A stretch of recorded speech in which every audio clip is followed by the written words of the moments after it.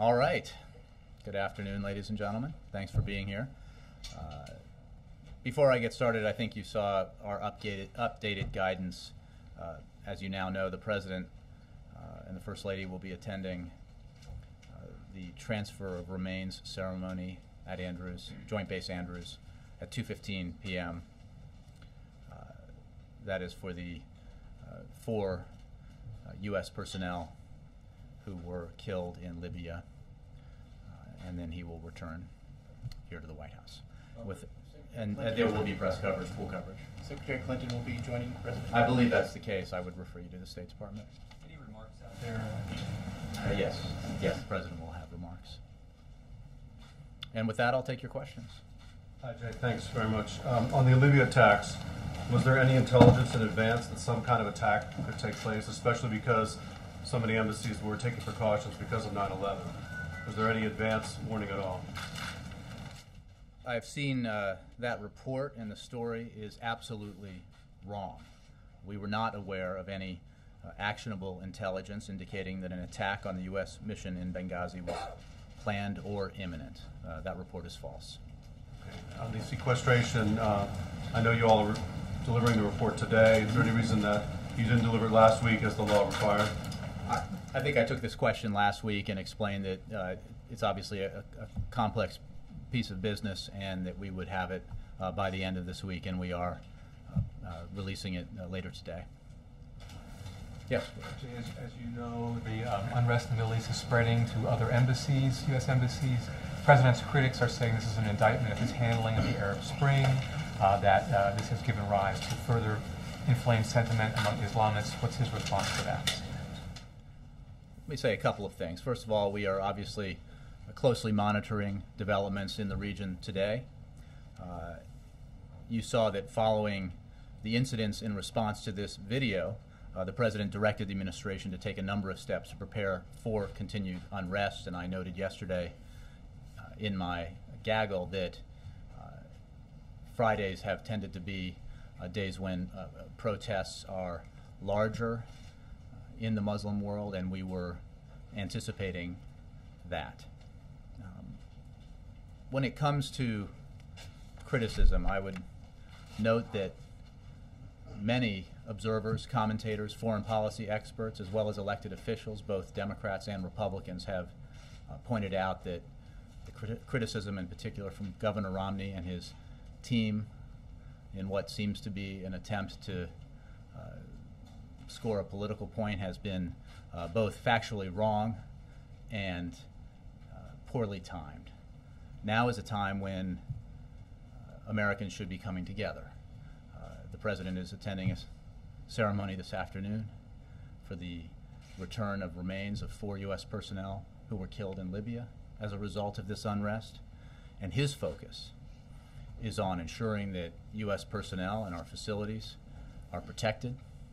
That is why he directed his administration to ensure that security would be enhanced around the world at our diplomatic facilities. He is, as you know, because we've read out these phone calls, had numerous conversations with leaders in the region, including the presidents of Egypt and Libya. He sent a personal message to the leader of Turkey, Prime Minister Erdogan, asking for his assistance to speak out against the violence, and I think you saw that the Prime Minister did that, and the President is very appreciative of these statements and the actions these leaders have taken personally. President Morsi, again today as well as yesterday, has spoken out against any violence and committed himself to protecting U.S. Diplomatic facilities and personnel in Egypt. We also need to understand that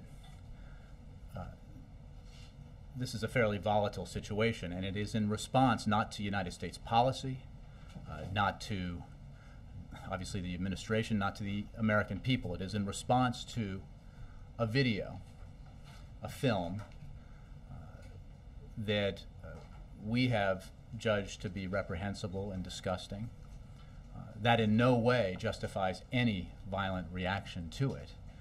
But this is not a case of protests directed at the United States writ large or at U.S. policy. This is in response to a video that is offensive and to Muslims. Again, this is not in any way justifying violence, and we've spoken very clearly out against that and condemned it. And the President is making sure in his conversations with leaders around the region that they are committed as hosts to diplomatic facilities to protect both personnel and buildings and other facilities that are part of the U.S. representation in those countries. Can I just follow up on sequestration as well? Members of Congress are pointing to the fact that the report that you're due to release today could spotlight the loss of numerous jobs, many of them in defense, criticizing the administration for allowing that to potentially happening and potentially weakening U.S. National security as a result. What's your response to that? I think it's important to step back and look at what the sequester is. The sequester was put into place as part of the Budget Control Act in order to compel Congress to do its job. The sequester was designed to be bad policy, to be onerous, to be objectionable to both Democrats and Republicans. And it is important to remember that Democrats and Republicans voted in majorities in both houses of Congress in support of this, and some Republican leaders who are now decrying the sequester were very vocal in their support of it as part of this package, the Budget Control Act last year. The whole point of it was to compel Congress to take action to further reduce our deficit, to find $1.2 trillion in additional cuts. Cuts that should come in a balanced, thoughtful way through policy decisions and not in the kind of across-the-board draconian manner that is written into the sequester. What has been an obstacle to the achievement of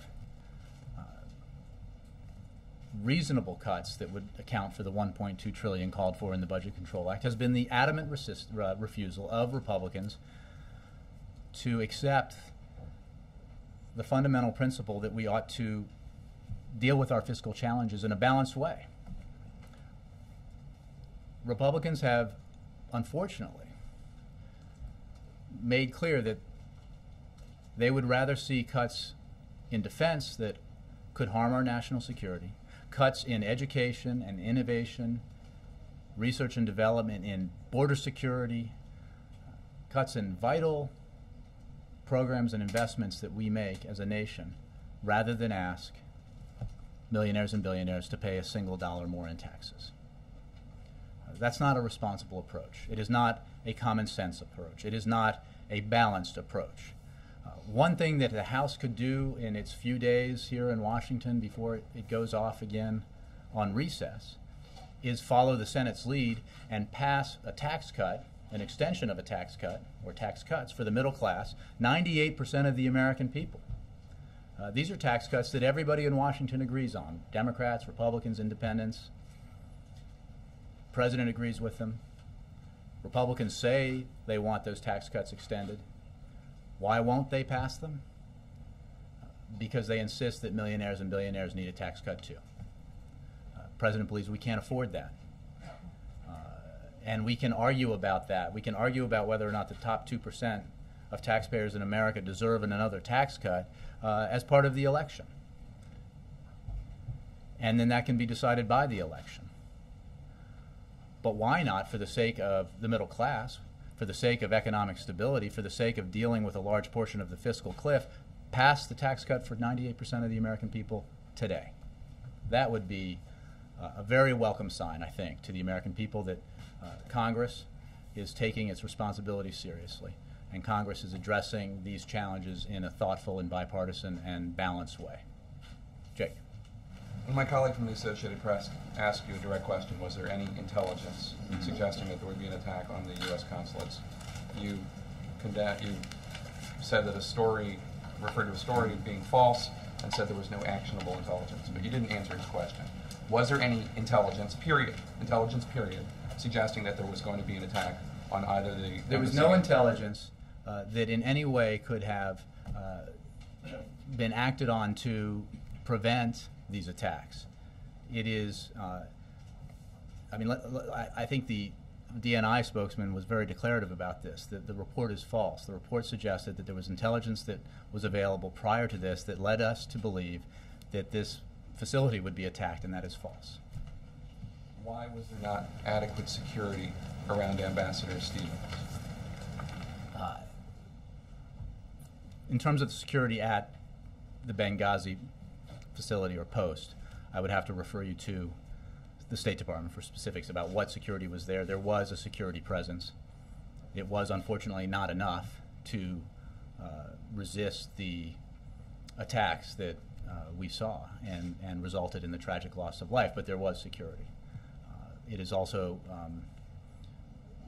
the case that in reaction to this, the President has ordered that we review all of our security arrangements for embassy facilities and other diplomatic facilities around the world. But in terms of the specific security that was in place at Benghazi, I'd have to refer you to the State Department. Wouldn't it seem logical that the anniversary of 9/11 would be a time that you would want to have extra security around diplomats and military posts? Well, as you know, we are very vigilant around anniversaries like 9/11. The President is always briefed and brought up to speed on all the precautions being taken. But let's be clear. But being very vigilant are different things. Jake, let's be clear. These protests were in reaction to a video that had spread to the region. At Benghazi? We certainly don't know. We don't know otherwise. We have no information to suggest that it was a pre-planned attack. The unrest we've seen around the region has been in reaction to a video that many Muslims find offensive.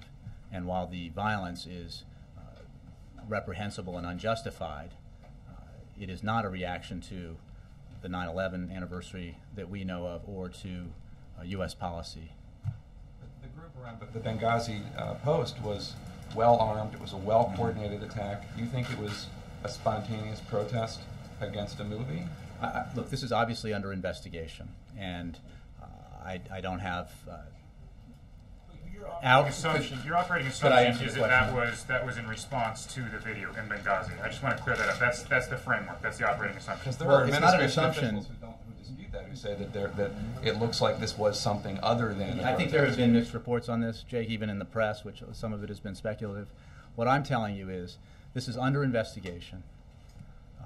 The unrest around the region has been in response to this video. We do not, at this moment, have information to suggest or to tell you that would indicate that any of this unrest was pre-planned. What is true about Libya is that, a couple of things. One is it's one of the more pro-American countries in the region.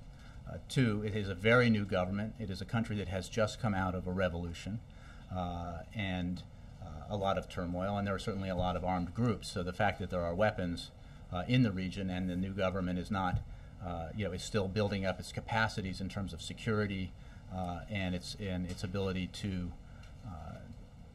ensure the security of facilities is not necessarily reflective of anything except for the remarkable transformation that's been going on in the region. Jake, my last question. It was said that what happened at 9/11 was a failure of imagination, failure of American policymakers and counterterrorism officials to anticipate the kind of attack that could have taken place. This would seem to be the exact opposite. Was this a failure by the Obama administration? Did the president and his administration mess up in any way? Jake, again, what we have seen is unrest around the region in response to a video that Muslims find offensive, many Muslims find offensive. We have seen incidents like this in the past in reaction to other actions, cartoons and other actions that have been taken that have been led to protests and violence in the region. And we have managed those situations, and we are working to ensure that our diplomatic personnel and our diplomatic facilities are secure as we deal with the response to this video, which we believe is offensive and So that's a no. disgusting. Entirely the fault of the again, filmmaker. I think you have to understand what is happening currently in the region and what it is a response to. This is not. This has been in. I need to understand that. I think the people who protect the embassies need to understand it. The cause of the unrest was a video, and that continues today, as you know, as we anticipated, and it may continue for some time. We are working with governments around the region to remind them of their responsibilities to provide security to diplomatic personnel and facilities, and we are ensuring that more resources are put in place to protect our embassies and consulates and our personnel in these parts of the world where unrest is occurring.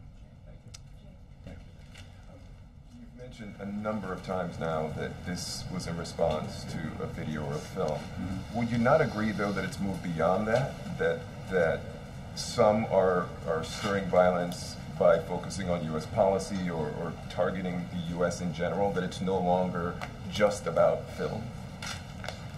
Well, the reason why there is unrest is because of the film. This is in response to the film. Well, I don't doubt. That's what sparked it.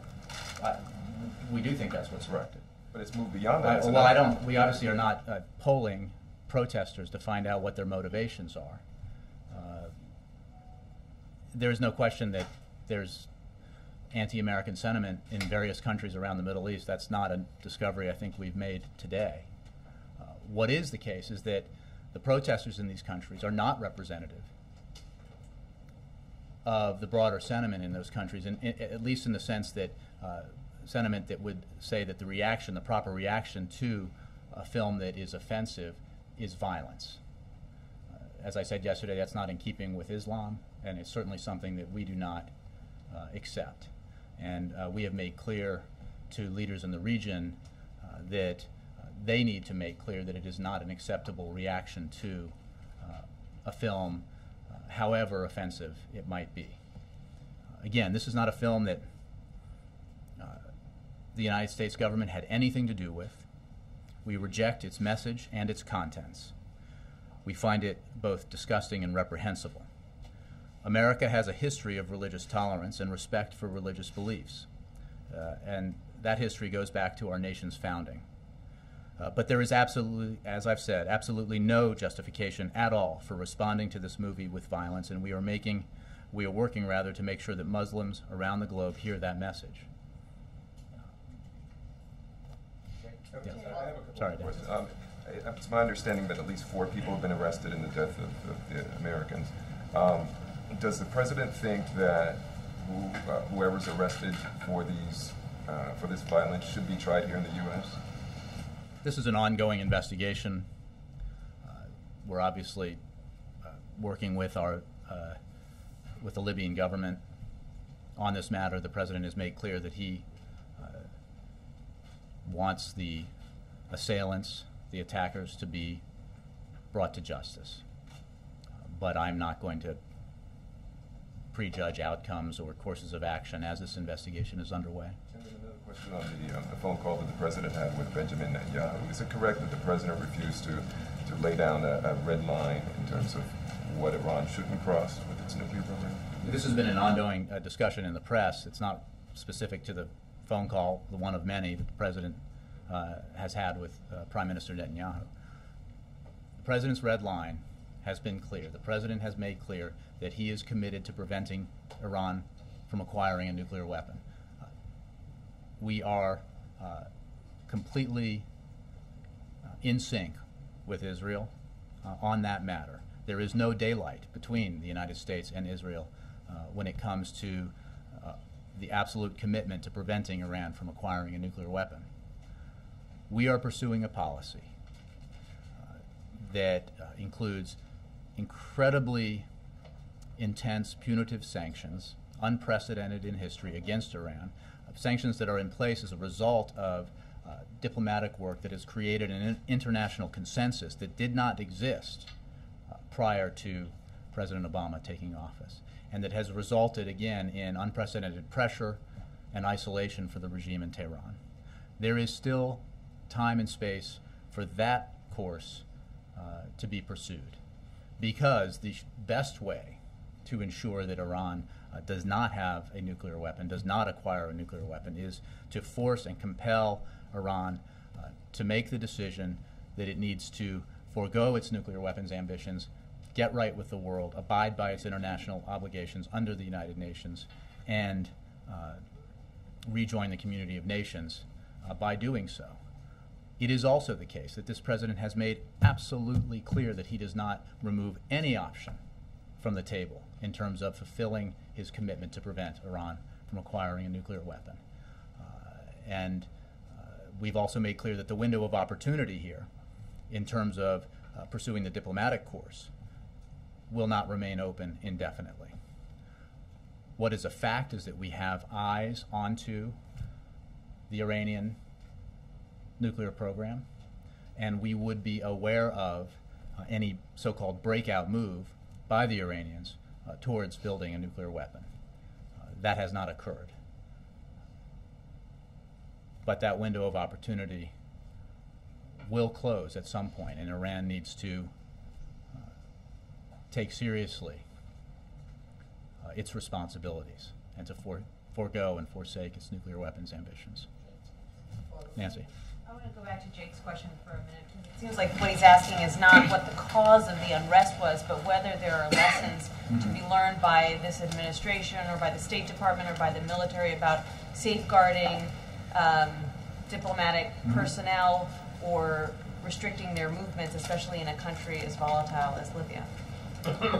Well, this is under active investigation, and it's certainly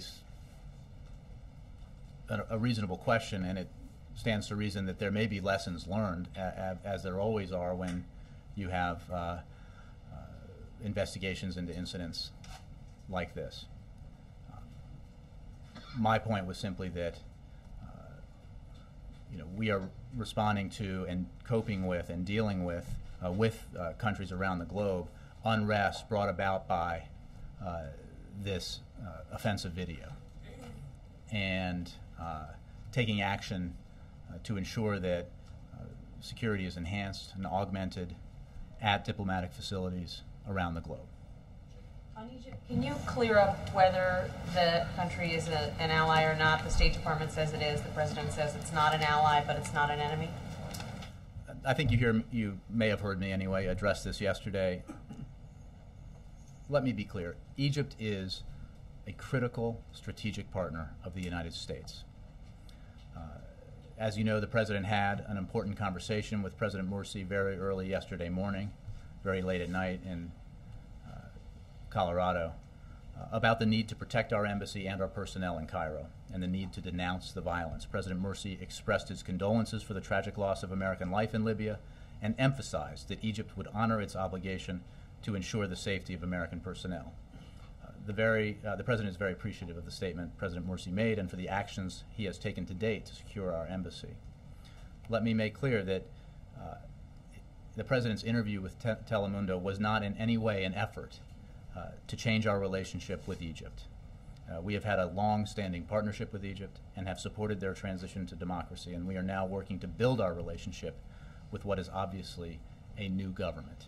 We're told that the President was blunt and perturbed in that conversation with President Morsi. What was he concerned specifically about when it comes to the way that President Morsi handled the early hours of this unrest?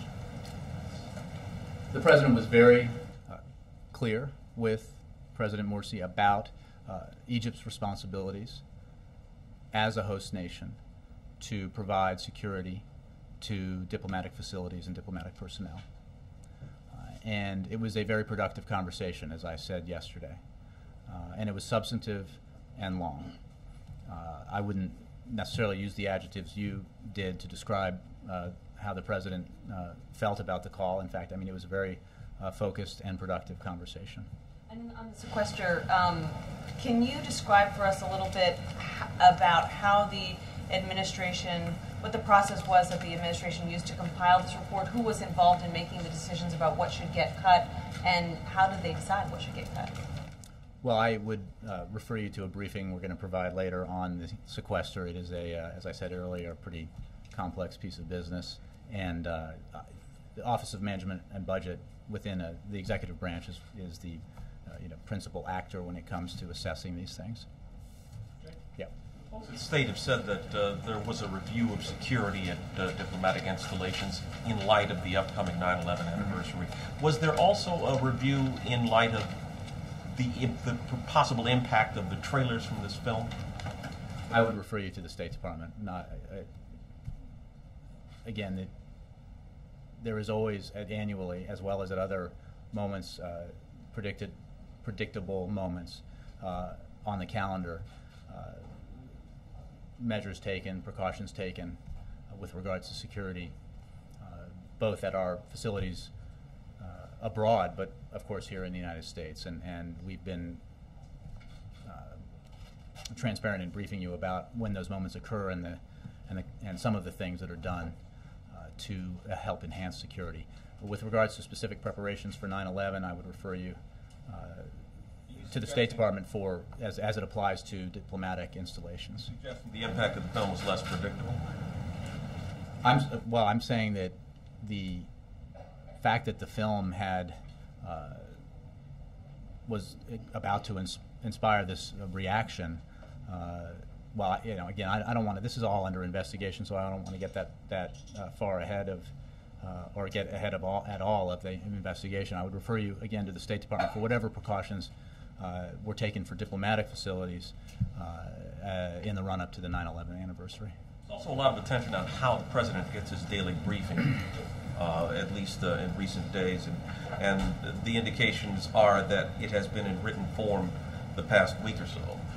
Is it your sense that a briefing in person is no more efficient, no more effective than giving the president his PDB? Well, let's be written clear, form? because it's selective representation of the facts about the last few days. Just in the last 24 hours, the president has been briefed numerous times directly by National Security Advisor Tom Donilon, by Deputy National Security Advisor Dennis McDonough, by Homeland Security and Counterterrorism Advisor John Brennan, and others, including a secure call at 2 p.m. yesterday and another briefing at 10 p.m. yesterday. And he did, as he does every day, obviously have a presidential daily briefing today and constant updates from his team.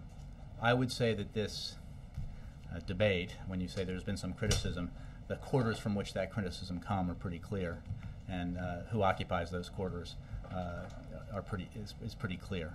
And I would simply say that this president is a absolutely responsible and voracious consumer of the presidential daily briefing and of the information provided to him by his national security team. His record of evaluating and acting on intelligence, I think, speaks for itself, and I'll leave it at that. Is the criticism less valid because of the quarters from where it comes? The question remains whether he gets his. But what is the question? He gets his presidential daily briefing every day. we have crisis. The president speaks directly to his national security advisor. Obviously, the suggestion here is that's a more efficient way of communicating than getting a written briefing. He gets both. He does both. He does both all the time. And when he is here in Washington, he has briefings in person in the Oval Office with his national security team regularly. And when he is on the road, he has phone conversations that supplement and augment the briefings he receives on paper that are specific to the so-called PDB. I hardly think that is different from previous presidents. And again, I'll leave it at that. Yes, sir. You, in answering the previous questions, have said there was no actionable intelligence with regard to the facility in Benghazi, the consulate, and Benghazi itself. Mm-hmm. Can you say the same with regard to the rest of Libya and the rest of the Middle East? I would refer you to the DNI and to others. The report was, the report was specific to Benghazi, and we know for a fact that that report is false. But, I mean, the Cairo embassy was breached as well. Was there any intelligence that would lead you to believe I haven't that? asked that question, so I have to take the question. There was an indication that the president around the UN meetings would be meeting with President Morsi on the periphery as these things go. Is that meeting still on? Well, you just asserted something that was on that you said there was some discussion about, so you kind of did two things in that question. The president has no bilateral meetings scheduled at this time while he's in New York. Formal or informal in any way, shape, or form? None that I have to announce at this time. And in a larger sense, does the president or does the White House feel that relations with the Muslim world in general and the Middle East, Arab countries in particular, are better now than when he took office? We have witnessed historic change in the region in just the last few years. This president's approach to what has been called the Arab Spring, to this unrest, has been to lay out a set of principles and support for human rights, and to make clear that we support a process of nonviolent political and economic change and reform in the region. That looks different in different countries. There are countries where the transition has occurred or is occurring, like Egypt, Yemen, Libya, and Tunisia. And in those countries, we are working to help those new governments consolidate their democracies, deal with security needs, and stabilize their economies. In other places, like Syria, that are still in the throes of a revolution, we have vocally opposed the brutality of the regime and are supporting the aspirations of the people. You've heard us document and discuss the non-lethal support we're providing to the opposition, the over $100 million in humanitarian aid that we're supplying to the Syrian people, and the diplomatic support that we've provided them. This is a circumstance of dramatic change that has coming because of a fervent desire by people of the region to have greater rights, greater freedoms, greater control over their lives. And we have actively engaged in the region to support nonviolent democratic transition, to support governments that profess and demonstrate support for civil rights of all peoples, both genders and minorities. And we are working with these countries to help them progress in a way that is better for the people of those countries and better for the national security interests of the United States. Well, I just, all great intentions. At this moment, embassies across the region are under siege. So it appears that the message isn't getting through. Well, I appreciate the question, or the statement rather, but the unrest that we've seen is a reaction to a film with which the United States government had no involvement, in which we have denounced as offensive. And as I said yesterday, obviously it can be difficult to understand in some countries why the United States can't simply eliminate this kind of expression. But as you know, it is in the absolute core of our being as Americans that we allow freedom of expression. It is written into our Constitution and is one of our fundamental principles. And protecting speech, even offensive speech, is a foundational principle of our democracy. But we can nevertheless denounce and condemn expressions of speech that we find offensive. And we have made that clear around the world as well as here in the United States. Yes, Jared? I think you just answered my question. The Muslim Brotherhood in both Egypt and Tunisia has kind of suggested they want the U.S., the Obama administration, to apologize for this video. Is that something you all have considered doing or have done? Absolutely not. We've made clear that we find it offensive and reprehensible and disgusting. But we, I mean, if in that sense you mean, I mean, we have denounced it, we have said we find it offensive and reprehensible, but we will not, we cannot and will not squelch freedom of expression in this country. It is a foundational principle of this nation. Yes. Freedom of expression issues aside, do you know if any government agencies are trying to get to the bottom of who produced this video? Is there any reason? I don't. I've seen a lot of reporters attempting to find out its origin, but I have not heard of any. But I just, you would have to direct that at some other agencies, but not that I'm aware of. Do you see any reason for any federal agencies to look into it? I don't. I mean, I think based on what I've just said, the issue here isn't, we all know what the film is and its contents, and understand why it is offensive to Muslims. We also understand that there is no justification for violence in reaction to that, and have made that message clear around the world. The President's made statements, Secretary of State. We have consulted with leaders, Muslim leaders around the world, and asked them to make clear that violence is not an acceptable response to this film. Was the President made aware of this film before or after the violence? So Made aware of the film? You're right. Because it seems like you guys you're pinning a lot of this on the film. I'm just curious when the President was aware of a film that could be potentially incendiary. I would have to take the question. I'm not aware of. I certainly wasn't aware of the film before there was unrest related to it. Okay, and if I could just follow up on, you earlier said the cause of the unrest was a video, then you repeated something similar later on. That, I just want to be clear, that's true of Benghazi and Cairo. I'm saying that is what the incident in Benghazi, as well as elsewhere, these are all being investigated.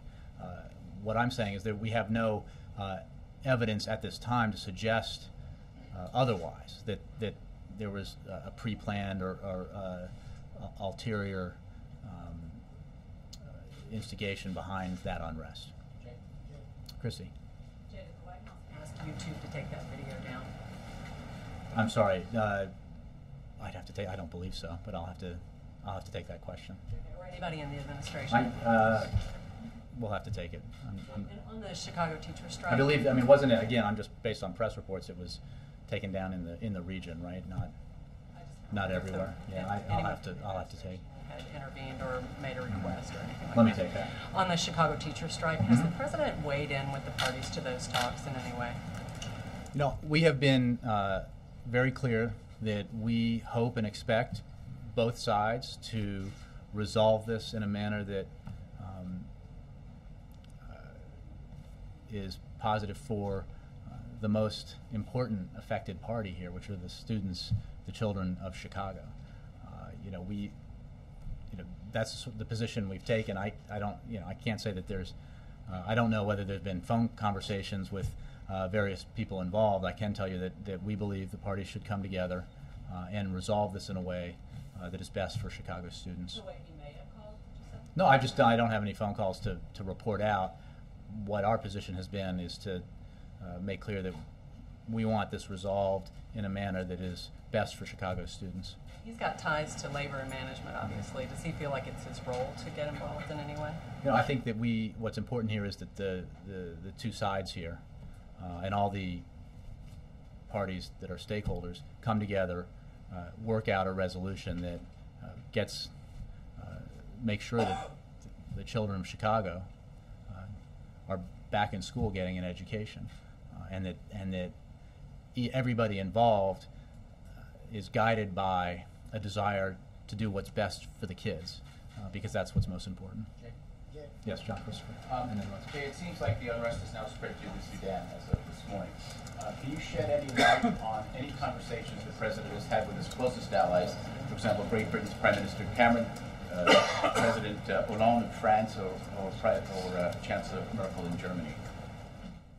About the unrest? Yeah, a conversation that you may have had very recently. Well, I don't have any other foreign leader conversations to read out. We've read out a number of them in the last 24 to 36 hours, but I don't have any Did other. you include those top allies? I don't have any calls with any other foreign leaders to read out. I don't have a schedule to announce of foreign leaders' calls. It's always possible. Leslie? Can you go back a little bit on the call that you made to the President of Egypt? Was anything in particular that prompted that call? And apparently they've erected a new fence, or a wall overnight, a concrete wall. Was that discussed during the call with the president? Is that something you want to? I don't think specific measures were discussed. The point of the call, remember, he has made several calls to leaders in the region, was to discuss with them the unrest and the measures that these countries are taking to ensure the security of diplomatic facilities and American personnel. And that was the crux of the conversation with President Morsi. Expressed displeasure with the initial reaction from the Egyptian government and asked them to. We gave a readout of the call. I don't really have more on that for you. I think he made clear that we have an important strategic partnership with Egypt. We are working very closely with Egypt and the government there to assist it in helping it stabilize the situation in the country and helping its economy improve as it transitions to democracy. But the president also made clear that Egypt has obligations, as do other countries in the region and countries all over the world, to ensure that diplomatic representations in those countries are secure. The whole point of embassies and diplomatic facilities, the purpose behind them is to allow for the peaceful interaction between nations, to build relationships, build partnerships, and to avoid conflict. And that is why it is so important that embassies, consulates, other facilities, and personnel are protected. Yes, Alexis. You were talking about the U.S. experience with reactions to either accidental or purposeful anti-Muslim burning of Qurans, etc. So my question is, for U.S. personnel who are abroad, who are seeing this erupt now over what you're saying is, as far as we know, just based on a film, purportedly by anti-Muslim folks, is there a concern in the U.S. government that this would encourage others who have these motivations to continue trying to inject these thoughts into that part of the world where this reaction could be predicted? And is the United States or the government making any additional effort to either surveil to protect American personnel, or monitor this information, or to consider this almost like an act of war, to be continuing to inject that kind of thought into that region? Alexis, I think we have, as a nation, been in a posture, especially since 9/11, but even prior to that, where we have monitored and been aware of anti-American sentiment in that region of the world and elsewhere. And obviously we are absolutely vigilant and continue to be. And that is the work of many agencies, in particular the intelligence community. We have seen, since 9/11, we have seen periods like this where there has been an unrest in reaction to specific incidents, including Danish cartoons and including other incidents that have taken place that have offended Muslims in different countries and led to unrest directed at either the West or specifically at the United States. And this is something that both this administration and the prior administration have had to manage. And in terms of policy, we continue to make clear that in this case, we find the video reprehensible and disgusting. We continue to try to get the message out as broadly as we can that this video has nothing to do, was not in any way related to the American government. It does not represent who we are or what we believe. And we continue to pursue policies in the region that are aimed at helping these countries that are in transition through this dramatic transformation that's happening towards democracy, towards a better future, and towards, we hope and are working for, a stronger, better relationship with the United States. Go on. And then One, As far as this 9/11 anniversary and violence around the Middle East is concerned, last week there was a peace walk by the interfaith community, walking from cathedral to the Mahatma Gandhi statue in front of the Indian Embassy, and they all spoke, Muslims, Hindus and Christians and Jews, all faiths from around the globe. They were there, hundreds of them. They all spoke for peace and unity, and they were saying that President Obama has brought peace in the Middle East. And they spoke against violence in the name of religion. But still we have these violence around the globe, or in the Middle East, or in Libya, in the name You have a question? in the name of religion. My question is that you think President needs another message for those people who are being misguided and misled by in the name of religion? Well, I think we've spoken a lot today about the message that the President is carrying, the message that the Secretary of State is carrying, and you'll hear more about that. But I mean, that's I really can't go beyond that. Dennis. As far as Iran as nuclear is concerned, do you believe that President has any information that Chinese companies are helping Iran as far as the nuclear ambitions are concerned, and also Chinese companies are supplying some weapons to these terrorists?